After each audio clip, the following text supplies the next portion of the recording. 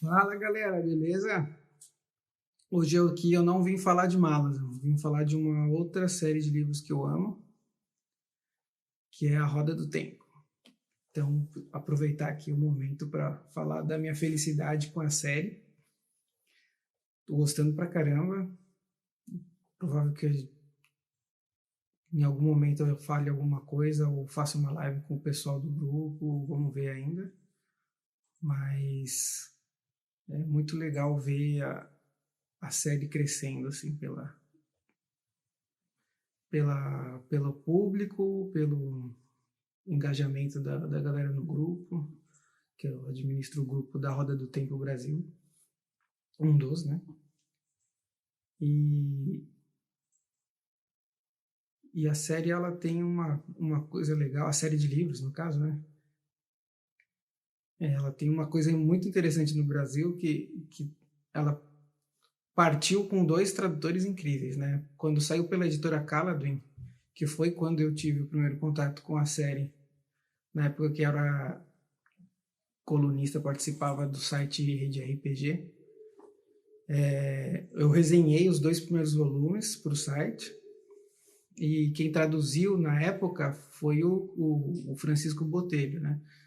E o Botelho é tradutor e contista de renome, né? De escola. Ele só ganhou Jabuti traduzindo Chaucer, tem uma versão incrível, uma tradução de uma das peças do Shakespeare. Então, eu pude entrevistá-lo também para o site. Então, isso deve ter pelo menos uns 10 anos. E depois, quando a edição foi para Intrínseca, do Fábio Fernandes. E Fábio Fernandes também é outro monstro, né, da literatura no Brasil. Professor da PUC, traduziu Neuromancer, traduziu, se não me engano, ele traduziu Laranja Mecânica também, posso estar equivocado. Mas é um contista também, um escritor maravilhoso. A série foi bem servida de tradutores nesse aspecto. Eu não sei agora como que são os tradutores, porque eu não tenho acompanhado os últimos volumes em português.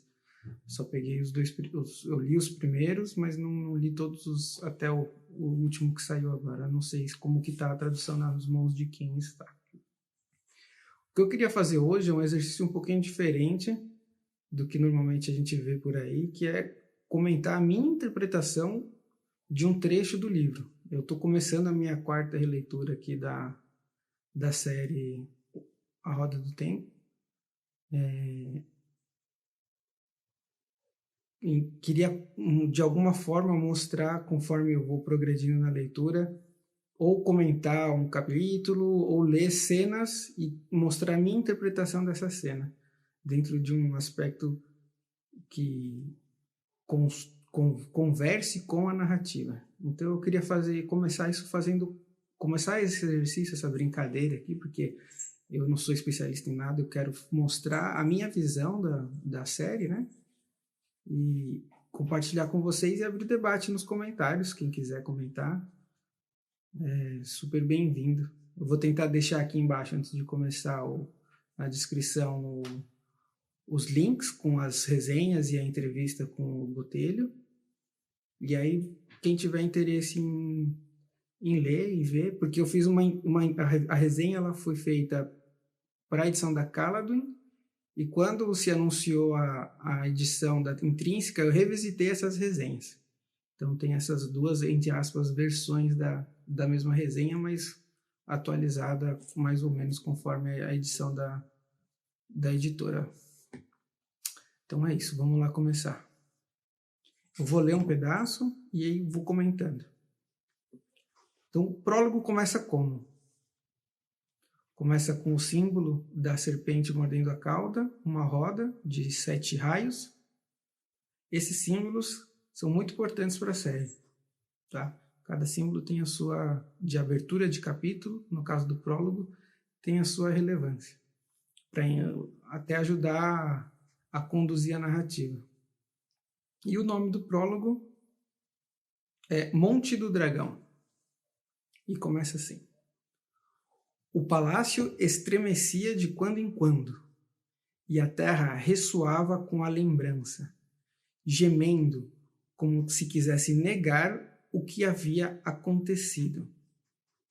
É interessante aqui pegar que palácio estremecia, terra ressoava, lembrança, gemendo, são ações, né? Ações de coisas estáticas, de coisas que seriam geralmente imóveis, né? Então, tem uma questão aqui de movimento de algo que não deveria estar se movendo. Então, a gente já tem o primeiro indício de que alguma coisa está errada, alguma coisa aconteceu. Feixes de luz de sol atravessando fendas nas paredes faziam cintilar a poeira ainda suspensa no ar. Então, um ambiente, a descrição de um ambiente, né? A gente vai entrando num ambiente mais específico, que começa com um palácio, ou seja, num cenário macro, e ele vai afunilando. Manchas chamuscadas maculavam as paredes, o piso, o teto. Olha, manchas chamuscadas maculavam as paredes. Então, havia algo que no momento anterior a esse desequilíbrio, por assim dizer, a esse momento que aconteceu, né? E aí algo passou a macular alguma coisa. Então, tinha um momento de pureza e depois veio uma mácula, né? Uma mancha, alguma coisa que veio contaminar o cenário que antes era puro. Grandes nódoas negras cruzavam as tintas e as douraduras, cheias de bolhas de murais antes brilhantes. A fuligem cobrindo frisos que se desintegravam com figuras de homens e animais que pareciam ter tentado fugir antes que a loucura se aquietasse. Olha aqui, um momento, uma sensação de caos mesmo, então. Então, o escritor, ele dá um lampejo nas primeiras linhas, né, de que algo aconteceu, de que algo foi manchado, e realmente, né? Então, as nódoas negras, né, isso mostra uma sujeira mesmo, né, uma mácula. Então, que isso suja o cenário que ele está descrevendo. Então, as tintas e as douraduras cheias de bolhas e os murais antes eram brilhantes. A fuligem cobrindo frisos que se desintegravam. Então, o que antes era puro está maculado, está sujo, contaminado. Essa pedaço aqui é interessante. A fuligem cobrindo frisos que se desintegravam. Então, os frisos se desintegravam com figuras de homens e animais que pareciam ter tentado fugir antes que a loucura se aquietasse. Então ele começa ele usa o cenário para descrever movimento, ações e até um pouco de pareidolia aqui, né? Ele coloca aqui os detalhes, né, dos frisos, por exemplo. Eles tinham formas de seres que estavam fugindo de uma loucura, de um acesso de loucura, de um caos. E aí aqui vem a descrição mais impactante. Os mortos jaziam por toda parte, homens, mulheres e crianças, atingidos durante a fuga pelos relâmpagos que atravessaram todos os corredores, ou encurralados pelos incêndios, ou soterrados pelas pedras do palácio, pedras que os perseguiram voando quase vivas antes que o silêncio retornasse. Então, realmente, era o caos instalado. Pessoas morreram nesse caos e algo anormal aconteceu. Pedras que perseguiam pessoas que fugiam dessas pedras. Então, realmente é um cenário caótico, né? Então, aqui a gente tem um momento de pureza e um momento de mácula. Um momento de paz e das pessoas fugindo, né? E aí o autor ele vai sendo cada vez mais explícito. Em um estranho contraponto, coloridas tapeçarias e pinturas, todas obras-primas, pendiam impassíveis, exceto onde paredes deformadas as haviam deslocado. Então, aqui eu começo a observar um padrão, né? De opostos, né? Então, tem um momento de pureza, um momento de mácula, um momento de calma, um momento de loucura, um momento de obras de arte impassíveis, mas que em certos locais elas estão deslocadas. Então, eu vejo duas polaridades. Móveis finamente esculpidos, entalhados com marfim e ouro, estavam intocados. A não ser onde ondulações no piso os tinham derrubado. Mais uma questão, uma imagem de polaridade, né? de oposição. A distorção da mente havia atingido o núcleo, ignorando a periferia. A distorção da mente havia atingido o núcleo, ignorando a periferia. Interessante. O que isso quer dizer? Porque até agora não tem nenhum ser vivo na cena. Mas ele coloca nos objetos inanimados algumas ações que seriam típicas de seres vivos. E de repente ele lança uma mente. A distorção da mente havia atingido o núcleo, ignorando a periferia. Então, há uma mente por trás de todo esse cenário. Há um ser vivo, né? Um ser vivo, um ser senciente e pensante, por assim dizer. Então, a distorção da mente havia atingido o núcleo, ignorando a periferia. Então, o ponto central dessa mácula, por assim dizer, é no centro e não ao redor. O que isso quer dizer? Não sei, vamos ver. Luz Therin Telamon vagava pelo palácio, aparece o primeiro nome aqui, mantendo habilmente o equilíbrio quando a terra voltava a oscilar. Então, há tremores, né? Movimentos sísmicos. Iliena, meu amor, onde você está? Onde está você? A barra de seu manto cinza claro arrastou-se pelo sangue, quando ele passou por cima do corpo de uma mulher. A beleza de cabelos dourados, conspurcada pelo horror de seus últimos momentos, os olhos ainda abertos, paralisados, incrédulos. Olha que forte. Então, há um homem no meio desse caos, mantendo que caminha pelo palácio. Então, o palácio que começa da primeira frase do texto. E é interessante, porque há uma outra cena de polaridade aqui, né? Homem e mulher. Luz Therin Telamon e Iliena. Provavelmente um casal. E ele passa por cima do corpo de uma mulher. Cabelos dourados, a beleza dos cabelos dourados, conspurcada pelo horror. Mais uma vez, essa questão da bipolaridade, da polaridade. Ele está colocando dois extremos, né, dentro de uma mesma situação.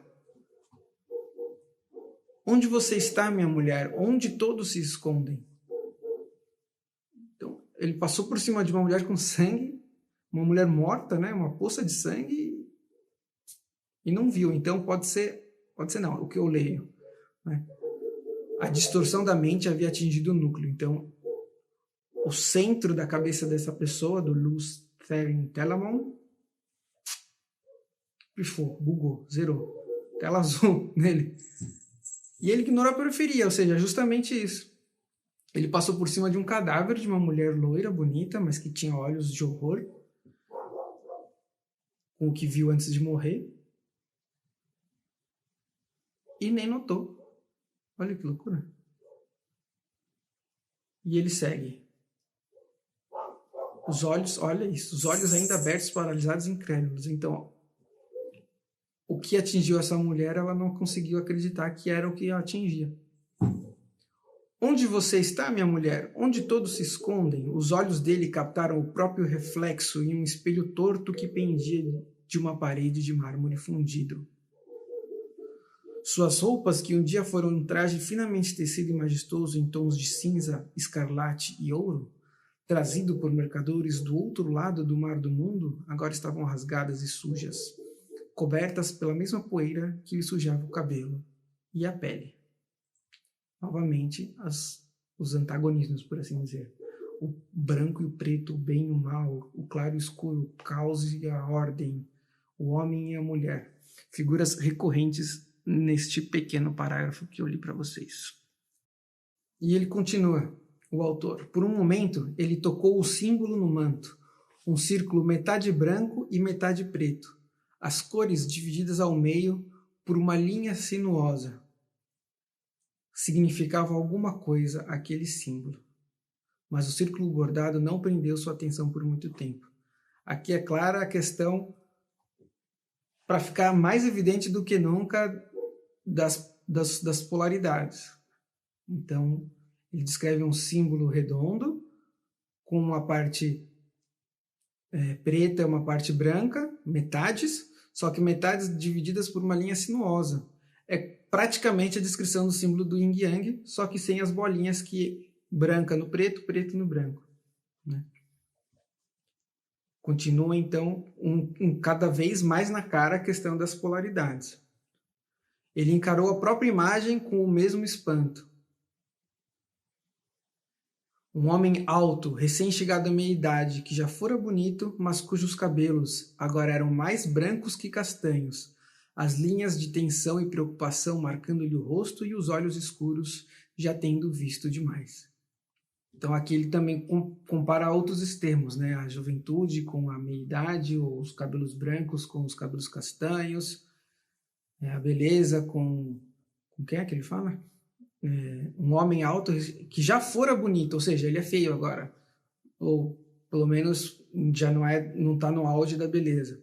Então sempre uma oposição, né? Construindo uma cena de loucura em um ambiente que já fora belo e plácido, agora maculado, com uma pessoa que está no mesmo estado. Então, o ambiente externo refletindo essa pessoa, cujo núcleo da mente está destruído e que ignora a periferia. Exatamente essa frase é central, na minha opinião. Lustering começou a rir baixinho. Depois jogou a cabeça para trás. Sua gargalhada ecoou pelos salões sem vida. Olha como ele usa essa questão da humanização dos objetos, né? Salões sem vida. É interessante isso, porque ajuda a criar a compor essa cena de polos, né? Essas dicotomias que ele vai colocando ao longo de todo esse texto. Então, por que eu escolhi começar pelo prólogo, né, e trazer essa interpretação? Porque o prólogo, na minha opinião, ele serve como uma espécie de abstract de uma tese. Né? Ele vai te dar os elementos que vão ser trabalhados na série. E aqui o que me deixa muito claro é que essa série trata de lados opostos, digamos assim, mas que de alguma forma se relacionam. E cujo auge desse relacionamento eu vejo é o próprio símbolo que Lustering tem bordado na sua roupa. Né? O símbolo cuja metade preta e metade branca é separado por uma linha sinuosa, como eu falei, remetendo ao símbolo tradicionalíssimo oriental do Yin Yang. Eu acredito que esse é o tema central dos livros por conta desse prólogo, do que o autor demonstra nesse prólogo. E aí ele continua falando, após a gargalhada nos salões sem vida. Iliena, meu amor, venha, meu amor, você precisa ver isso. Atrás dele, o ar ondulou. O ar ondulou, tremoluziu, e se solidificou na forma de um homem, que olhou ao redor, a boca contorcida de desprazer por um breve momento. Então aqui, uma segunda pessoa viva é introduzida na cena. E que aparece, que brota, né? Não era tão alto quanto Lustering, mas você nota que ele também ele tem esse ar de desprazer, né? Parece mais ciente só por isso aqui ele já parece mais ciente do que está acontecendo ao redor de Lustering. Não era tão alto quanto Luz, Lusteren, e estava todo vestido de preto, enquanto o outro de cinza, vermelho e embora desgrenhado. Estava todo vestido de preto, exceto pela renda branca como neve no pescoço e pelos detalhes de prata nas barras viradas das botas de cano longo. Ainda um ser todo de preto, mas com alguns detalhes em branco e prata. Nem todo preto ele é totalmente isolado, né? Nem tudo aquilo que é 100% negro ele é totalmente daquele jeito. Vamos ver onde que isso vai chegar. Andava com cuidado, segurando o manto com zelo para evitar que tocasse nos mortos. Um pouquinho de nojinho, talvez, do sangue, não querer se sujar. Imagina alguém elegante, assim, que caminha num chão sujo e que não quer se sujar, se contaminar com aquela mácula. O chão vibrava com as réplicas dos abalos, continuam os sismos. Mas sua atenção estava fixa no homem que encarava o espelho e gargalhava. A ideia do espelho também te remete à questão dessa mente fragmentada, ou dessa mente maculada que toda a cena até agora vem construindo, né? É um reflexo, né? Mas pode ser que ele vê um reflexo distorcido.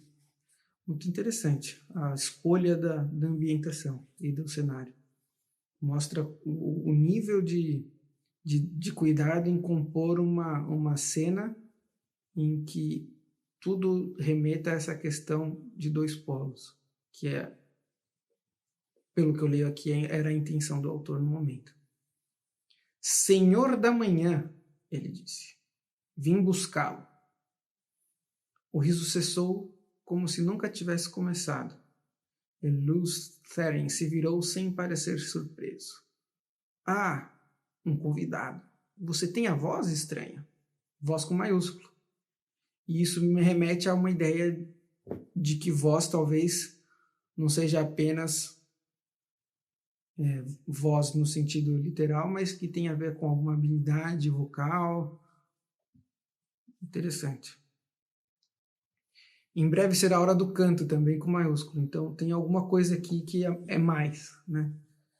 E que todos são bem-vindos a participar. Iliena, meu amor, temos um convidado. Iliena, onde você está? Os olhos do homem de preto se arregalaram e relancearam para o corpo da mulher de cabelos dourados, depois de volta para Lusteren. Que Shaitan o carregue. Será que a mácula já o afetou tanto assim? Voltamos à imagem da mácula, da figura da mácula. Esse nome, Shai. Lusteren estremeceu e ergueu a mão como se para repelir alguma coisa. Tipo quando, para quem é inserido na tradição judaico-cristã, né, que faz o sinal da cruz, alguma coisa assim, né? Como que repelindo. Até porque se vocês procurem depois aí o significado de Shaitan em árabe. Não deve dizer esse nome, é perigoso. Então, pelo menos disso você lembra. A réplica do diálogo. É perigoso para você, tolo, não para mim. Do que mais se lembra? Lembre-se, idiota cego pela luz. Ele chamou ele primeiro de Senhor da Manhã e agora chama de idiota cego pela luz. Eu não vou deixar que isso acabe com você envolto na ignorância. Lembre-se. Olha que interessante, então, a questão, né? A luz cegou, é o que parece, né? A luz cegou aquela pessoa, talvez agindo em nome de um bem, ele ficou cego para alguma outra coisa, talvez tenha aquela famosa máxima de tentar fazer o bem e com isso acabar praticando um mal sem, que não era a intenção inicial, né? Então é um contraponto interessante também que essa questão das dicotomias vai fazendo no texto. Por um momento, Lúthien encarou sua mão erguida, fascinado pelos desenhos da sujeira. Então, limpou-a no casaco ainda mais imundo e voltou a atenção para o outro homem. Quem é você? O que quer? O homem de preto se impertigou com arrogância. Um dia fui chamado Elan Morin Tedronai, mas hoje, traidor da esperança. A voz de Lúthien era apenas um murmúrio. A memória tentou vir à tona, mas ele virou a cabeça esquivando-se dela. A construção, né, das imagens eu acho muito interessante, porque de um lado você tem aparentemente o Senhor da Manhã, que foi por alguma razão cego pela luz, ainda que isso possa ser só uma figura de linguagem dentro do livro, uma expressão ou uma espécie de frase, jargão popular, por assim dizer. E o outro é o extraidor da esperança. Imagina você ser conhecido como traidor da esperança. É uma coisa muito extrema. E aí volta a questão dos extremos. A questão dos polos, que está muito evidente aqui. A memória tentou vir à tona, mas ele virou a cabeça esquivando-se dela. Ele literalmente se esquivou de uma memória que tentava voltar. Então você se lembra de algumas coisas. Isso mesmo, traidor da esperança. Assim alguns homens me chamaram. Da mesma forma que o chamaram de dragão. Dragão. Então, de um lado você tem o Senhor da Manhã, o dragão, mas que está num estado de confusão mental. E por outro lado você tem o traidor da esperança, mais um polo, né? Ao contrário de você, eu aceitei o nome. Eles me conferiram o título para me ofender. Mas ainda hei de fazê-los se ajoelharem e o adorarem. Ele quer ser uma espécie de entidade, de ser, de deidade, talvez. O que fará com o seu? Depois desses dias, os homens hão de chamá-lo fratricida, aquele que matou os parentes. Será que todos ali são parentes dele? É possível, os mortos. E o que fará com isso? Lúthien franziu a testa e olhou para o salão em ruínas. E ele finalmente se deu conta das ruínas do salão. Será? Vamos ver. Iliena deveria estar aqui para dar as boas-vindas ao convidado, ele murmurou, distraído, e então levantou a voz. Iliena, onde está você? O chão tremeu. O corpo da mulher de cabelos dourados se moveu como se respondesse a seu chamado. Ele não a viu. Continua ignorando a periferia. E aqui está claro já, né? Quem é essa moça deitada no chão. Mas vamos ver. Elan Morin fez uma careta. Olhe para você, disse com escárnio. Já foi o primeiro entre os servos. O primeiro entre os servos. Já usou o anel de Tamerlin e sentou-se no grão-trono. Já evocou os 9 bastões do domínio. Agora olhe para si. Um desgraçado, arruinado e digno de pena, mas isso não basta. Você me humilhou no salão dos servos. Você me derrotou nos portões de Parandisim. No entanto, eu sou maior agora e não vou deixar que você morra sem saber disso. Quando morrer, seu último pensamento será a plena consciência de sua derrota, no quanto ela é completa e absoluta. Isso se eu o deixar morrer. É interessante que a cena começa no palácio, né, num ambiente geográfico determinado, ou pelo menos determinável, né, que a gente consegue criar uma imagem de um palácio na mente, com essas questões dos tremores, do caos e da ordem, da beleza e da feiura, do homem e da mulher, da luz e de um ser que sai das sombras, né? É interessante aqui voltar como ele se materializa no ar. Estou no Kindle. Deixa eu só voltar aqui um pouquinho.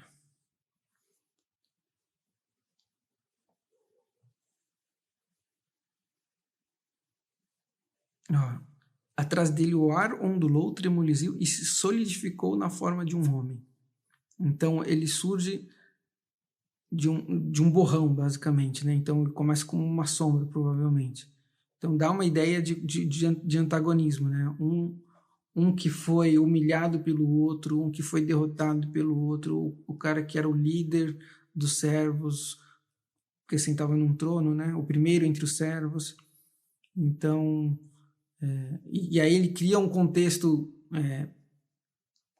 histórico dentro da narrativa, né?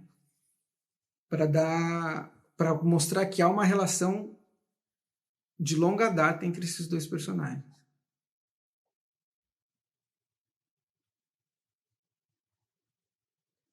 E aparentemente ele até tem o poder de deixar ele morrer ou não, essa pessoa, o Lewis, né? Então mas aqui é uma construção de que mostra que há uma certa relação profunda entre essas duas personagens.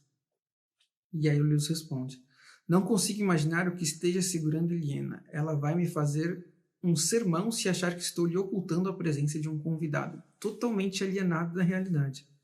Espero que aprecie uma boa conversa, pois ela adora falar. Estou lhe prevenindo. Eliena lhe fará tantas perguntas que você poderá acabar lhe dizendo tudo o que sabe. Jogando para trás o manto preto, Elanmore inflexionou as mãos. É uma pena para você que uma de suas irmãs não esteja aqui.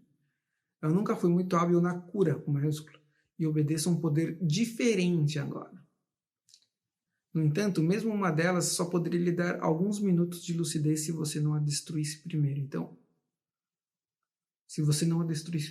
aparentemente, realmente foi ele quem causou todo esse caos nesse palácio. Mas o que posso fazer também servirá aos meus propósitos. Seu sorriso súbito era cruel. Porém, receio que a cura de Shaitan seja diferente daquela que você conhece. Cure-se, Lustern. Estendeu as mãos e a luz diminuiu, como se uma sombra tivesse passado diante do sol. Olha que interessante, porque se Lustern é o Senhor da Manhã, ele de alguma forma tem uma imagem ligada ao sol. E aí esse poder sombrio vai e passa diante do sol e as luzes diminuem. A dor calcinou Lustern e ele gritou, um grito saído das profundezas de seu ser, um grito que ele não conseguiu sufocar.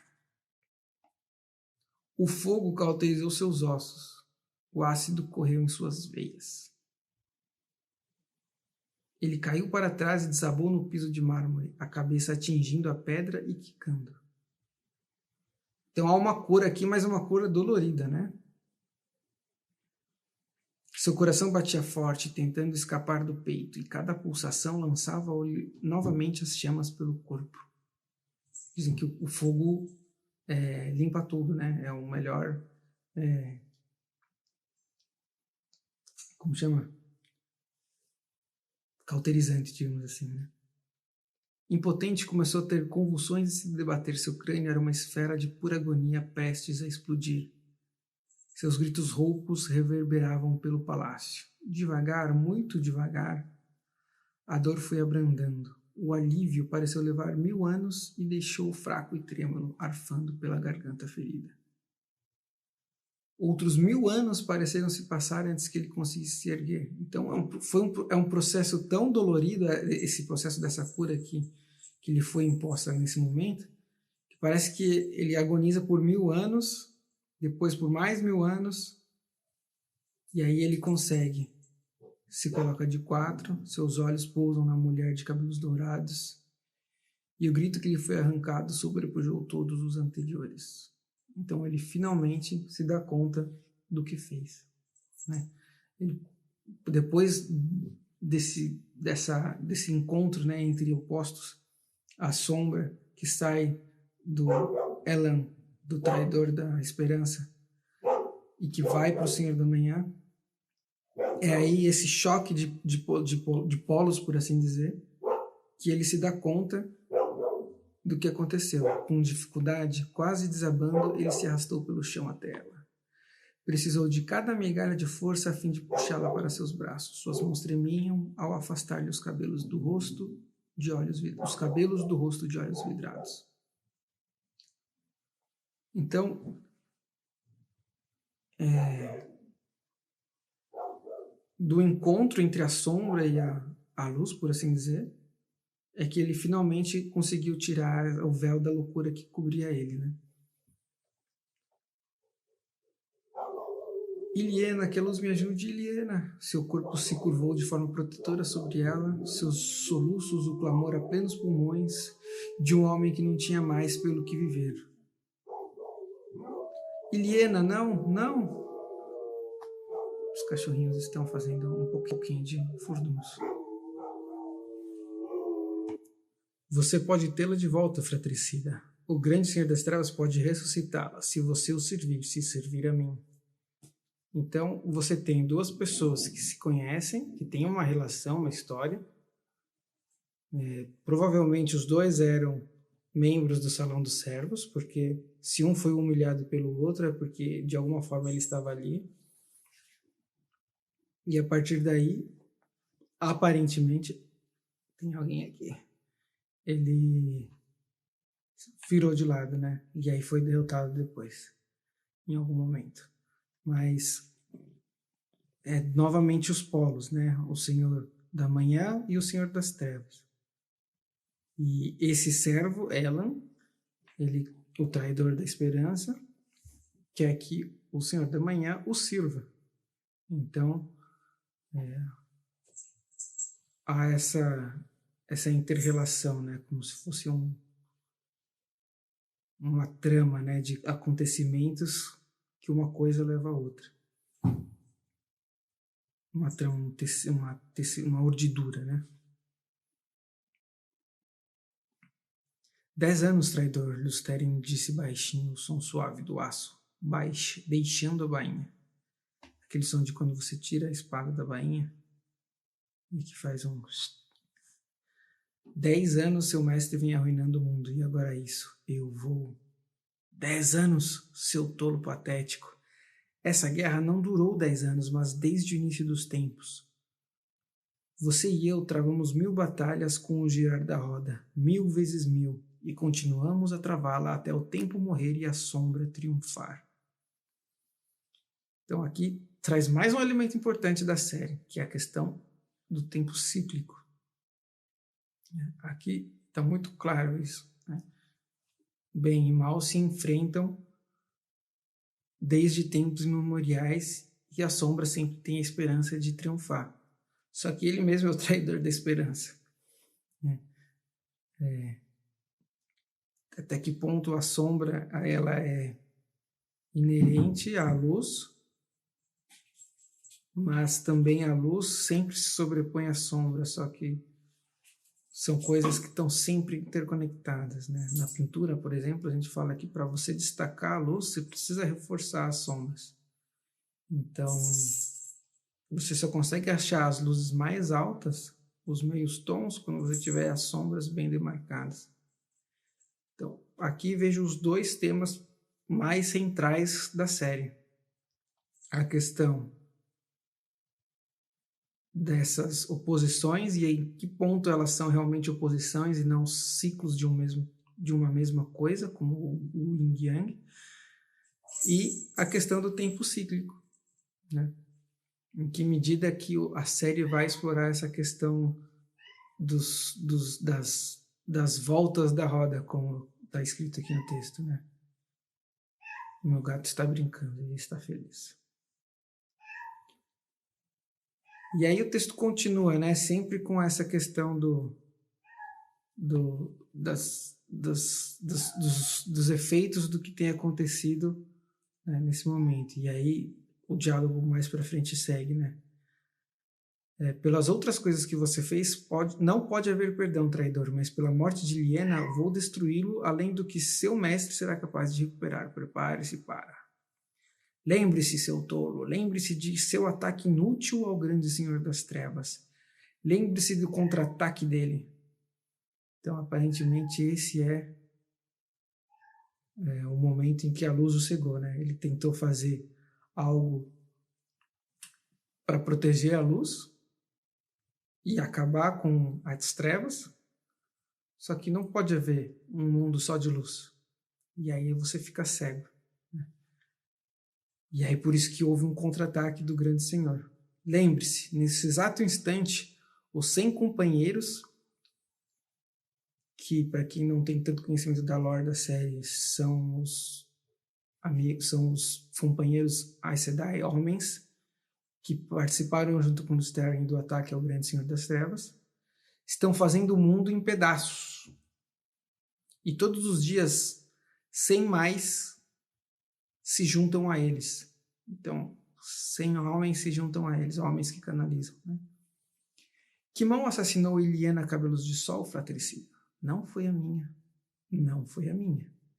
Que mão destruiu cada vida que tinha uma gota do seu sangue? Todos que o amavam, todos a quem você amava. Não foi a minha, fratricida. Está confirmando aquilo que a gente já tinha intuído pela leitura do texto, né? Pelos detalhes que o autor foi colocando. Foi ele mesmo quem matou. Não foi a minha. Lembre-se e saiba o preço de se opor a Shaitan. E aí ele começa a perceber que é a verdade, né? Que ele mesmo que matou todo mundo. E aí o texto vai lá, como que é? E aí ele vai, a narração vai num crescente, né? E aí continua aqui, ó. Por onde quer que se voltasse, seus olhos encontravam os mortos, dilacerados, despedaçados, queimados ou quase soterrados pelas pedras. Por toda parte jaziam sem vida rostos que ele conhecia, rostos que ele amava, velhos, criados e amigos de infância, companheiros fiéis durante os longos anos de batalha. E seus filhos, seus próprios filhos e filhas espalhados como bonecos quebrados, suas brincadeiras para sempre interrompidas. Todos assassinados por sua própria mão. Os rostos de seus filhos o acusavam, os olhos vazios perguntando por quê. E as lágrimas dele não ofereciam nenhuma resposta. A gargalhada do traidor o açoitou, abafando seus uivos. Ele não podia suportar os rostos, a dor. Não suportava ficar ali nem mais um segundo. Em desespero, buscou a fonte verdadeira, o Saidin maculado, e viajou com maiúsculo. Então, o que acontece aqui? Quem maculou o Saidin? Está tudo muito implícito aqui, mas dá para tirar. Então, ele atacou o Senhor do Escuro, o Senhor das Trevas. Ele deu um contragolpe. E aí veio toda a mácula, né, que já está descrita desde o começo do prólogo. Então, o que a gente vê no começo do prólogo são as consequências dessa mácula, né? Então, ele atinge aqui, ele busca a fonte verdadeira, o Saidin imaculado, e viaja, mas melhor, ele foge, né, na verdade, porque ele reconhece o que ele fez, né,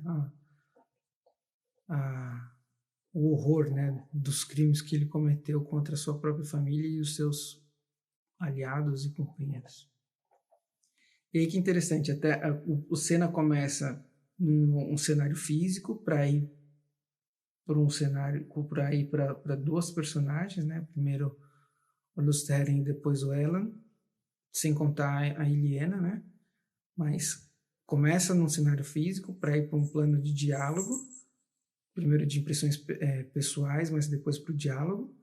E agora, quando ele viaja, ele volta para uma descrição física. Né? Então tem essa jornada de novo, né? De ir para um lugar e fechar um ciclo. A terra ao seu redor era plana e deserta. E aí é onde ele arremata o prólogo, né? A terra ao seu redor era plana e deserta. Um rio passava ali por perto, largo e reto. E ele sentia que não havia pessoas em um raio de 100 léguas. Estava só, tão só quanto um homem podia estar enquanto vivesse, mas não podia fugir da memória. Lembra que ele esquivou da memória, literalmente? Agora ele não conseguia mais fugir, porque as memórias voltaram, ele foi curado ainda que de forma bastante agressiva. Os olhos o perseguiam pelas infinitas cavernas da sua mente. Vê que ele tem uma mente fragmentada aqui. Ele está curado, mas não está totalmente bem, né? Não podia se esconder deles. Os olhos de seus filhos, os olhos de Iliena. Lágrimas cintilavam em seu rosto quando ele voltou os olhos para o céu. Luz, perdoe-me. Não acreditava que viesse o perdão. Não para o que havia feito, mas gritou para o céu assim mesmo. Implorou pelo que não acreditava que pudesse receber. Luz, perdoe-me. Então ele estava fazendo uma súplica, né? Ele ainda estava tocando o Saidin, a metade masculina do poder que movia o universo, que fazia girar a roda do tempo. Podia sentir a mancha oleosa conspurcando sua superfície. Percebe a repetição de palavras, né, que vem lá na frente, de conspurcando, de mácula, a marca do contra-ataque da sombra, a mácula que condenou o mundo por sua causa, porque em seu orgulho ele acreditara que os homens podiam se equiparar ao Criador, podiam consertar o que o Criador havia feito e eles haviam destruído. Em seu orgulho, ele acreditara. Então, é justamente o que eu falei. Como que você vai destruir a sombra se para poder existir a luz precisa da sombra, né? Não dá para você você destruir uma parte, né? Tanto que o símbolo, né, que ele porta na sua própria roupa é a prova disso. O círculo é preenchido pelos dois lados. Um se liga no outro. Se complementam para formar um círculo. Não existe um separado do outro. E é disso que trata a série. Trata também da roda, da questão do templo cíclico, como um evento, mas trata dessa questão. E aí ele percebe antes do fim do prólogo que errou, né? O velho tema, né, do homem querer ser divino, mas cheio das suas falhas, porque o ego o domina às vezes, né? Então, o prólogo aqui, ele vai nessa esteira. Então, ele recorreu à fonte verdadeira profundamente e cada vez mais fundo, como um homem morrendo de sede. Em pouco tempo, havia absorvido mais do poder único do que poderia canalizar sem ajuda. Sua pele parecia estar em chamas. Então, aqui ele vai estabelecendo algumas bases do sistema, do que a gente pode dizer assim, sistema de magia, né? Então, tem o Saidin, que é o dos homens, ele não fala do lado, mas se aqui tem polos, provavelmente o outro polo é feminino, e que ele acessa essa fonte verdadeira, mas que ele tem um limite do que ele pode usar, e aqui ele passou desse limite. Tanto que sua pele parecia estar em chamas. Com muito esforço, se obrigou a absorver mais, tentando absorver tudo. Luz, perdoe-me, Iliena. O ar transformou-se em fogo, e o fogo em luz liquefeita. O raio que desceu dos céus teria carbonizado e cegado qualquer olho que o vislumbrasse, ainda que por só um instante. Dos céus ele veio, atravessou o lustre em Telamon, cravou-se nas entranhas da terra. E ele se junta aos elementos, né? Ele acaba sendo um ponto de conexão entre todos os elementos, percebe? O ar transformou-se em fogo, o fogo em luz líquida, luz liquefeita. Atravessou Lusteren, cravou-se nas entranhas da terra. Então ele juntou todos os elementos da natureza, assim, de acordo com a crença clássica, por assim dizer, né? Terra, água, fogo e ar. Então, de alguma forma, Lusteren ainda está ligado, por mais que ele esteja louco, a esse ciclo total das coisas, né? As pedras se transformaram em vapor ao seu toque. A terra se debateu como um ser vivo em agonia, que eu tinha falado, de que a descrição das coisas geográficas e de cenário com aspectos característicos de um ser vivo. Né? Então, a terra se debateu como um ser vivo em agonia. Está mostrando o sofrimento, né, que a natureza tem com esse momento específico, né? tudo o que está no plano do Criador, porque ele fala, né, antes do Criador, que ele achava que ele podia consertar aquilo que o Criador tinha errado, a arrogância, né? E ainda assim a Terra sente, né, o que está acontecendo ali, né? Por mais que ele tenha ligado todos os elementos, conectado todos os elementos, a Terra se debateu como um ser vivo em agonia. Isso é um reflexo da natureza sofrendo pelo que está acontecendo, né? A linha de luz existiu apenas por uma fração de segundo, ligando a Terra ao céu, mas depois que ela se foi ao solo, ainda se agitava como o mar em uma tempestade. A pedra fundida jorrou a 500 pés de altura e o chão, gemendo, elevou-se, lançando os jatos incandescentes cada vez mais alto. Do norte ao sul, do leste e do oeste, o vento chegou uivando, partindo árvores como gravetos, urrando e soprando como se quisesse ajudar a montanha crescente a subir ainda mais rumo aos céus. Sempre rumo aos céus. Então, da leitura que eu vejo, finalmente, antes de chegar nesse ponto, né, vou só concluir aqui. Finalmente, o vento cessou e da terra vinham apenas murmúrios trêmulos. De Lúcifer em Telamon, nenhum vestígio restava. Onde ele antes estivera, erguia-se agora uma montanha de milhas de altura e lava ainda jorrando do pico partido. Então ele se uniu à natureza. Nasceu, se tornou o Senhor da Manhã, o mais alto o primeiro entre os servos. Teve o seu momento de arrogância, por assim dizer, em querer consertar aquilo que o Criador teria errado. Gerou uma onda de caos e loucura. E nesse momento final em que ele ainda tem consciência, em que ele recobra a consciência, ele se reunifica com a natureza, em vez de servir ao escuro, em vez de servir ao traidor da esperança. Então, ele quebra a intenção do que Shaitan queria, ou pelo menos do que o traidor da esperança queria, ao se reunir com a natureza e ao se tornar puro de novo, né? Até fala da luz, né? Que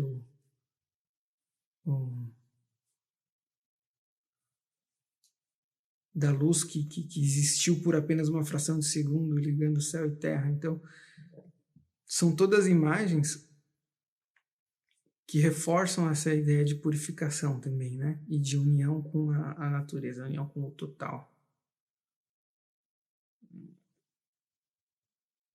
Mas, ainda assim, num momento extremamente convulsionante, né? De dor, né? Porque não era essa a ideia, né? O dragão, por assim dizer, né? Como ele mesmo chama, não deveria ter partido desse jeito, né? Uma espécie de um suicídio, de um sacrifício. Tudo bem que ele se sacrifica para não ferir mais pessoas, né? Mas não era esse o fim que pelo menos parecia que estava previsto, né? Não era essa a ideia que se tinha para ele.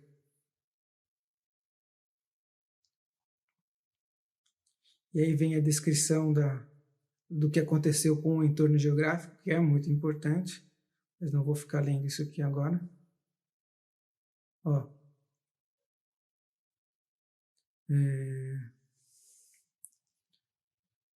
O rio largo e reto afastaram-se da montanha em uma curva, e nesse ponto as águas se separaram, formando uma ilha comprida no meio.